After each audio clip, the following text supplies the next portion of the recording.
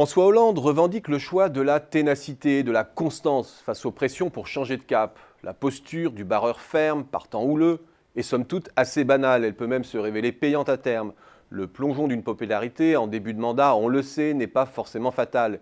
Et face à une opposition centrée sur ses luttes intestines, l'impopularité comporte des risques somme toute assez mineurs. La posture présidentielle est celle d'un politique qui parie sur le cycle politique et qui sait que ce dernier est fortement corrélé à celui des affaires. Autrement dit, François Hollande laisse le temps au temps. Il attend une reprise venue d'ailleurs. Il parie sur le fait que la France pourra se placer à la remorque de l'Europe et du monde. 1. La reprise américaine est solide. 2. Les pays du Sud ne peuvent que se stabiliser après leur descente aux enfers. 3. L'Allemagne, la Chine, deux grands mercantilistes du monde, vont devoir inévitablement mettre en marche des relais internes de croissance. Et 4, il ne commettra pas l'erreur de tous ses prédécesseurs de bâtir une pseudo-croissance sur une relance de la consommation qui bénéficie à près de 100% à l'automobile ou à l'électronique étrangère. Aussi séduisante soit-elle, la démonstration pèche sur plusieurs points. Le temps est au contraire compté et même extrêmement compté. La stratégie présidentielle minimise d'abord la portée structurelle d'une crise dont la sortie exige des arbitrages historiques. La France parie encore et toujours sur le caractère protecteur de son amortisseur fiscal et social, une ligne Maginot au pouvoir protecteur dérisoire face à l'âpreté de la compétition économique.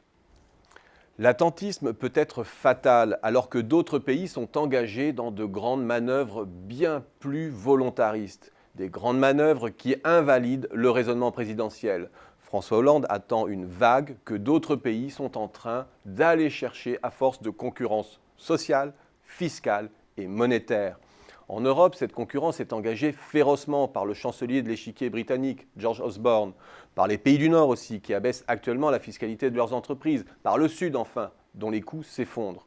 Hors Europe, la guerre d'échange a repris de plus belle. Et la France, pendant ce temps, vit une drôle de crise. La guerre économique est déclarée et elle n'en prend pas la mesure. Elle allume des contre-feux dérisoires, elle débloque son épargne salariale.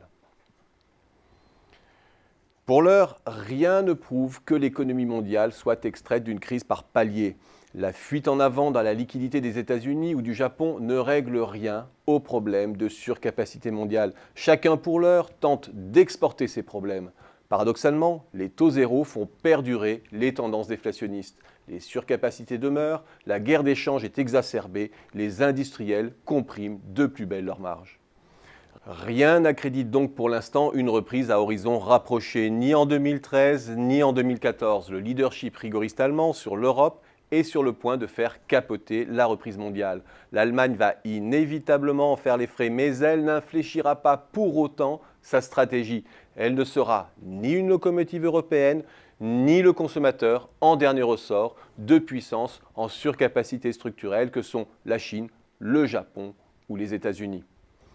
En conclusion, plus elle attend, moins la France est en mesure de contrebalancer le leadership allemand. Cet immobilisme hypothèque les chances d'une autre Europe.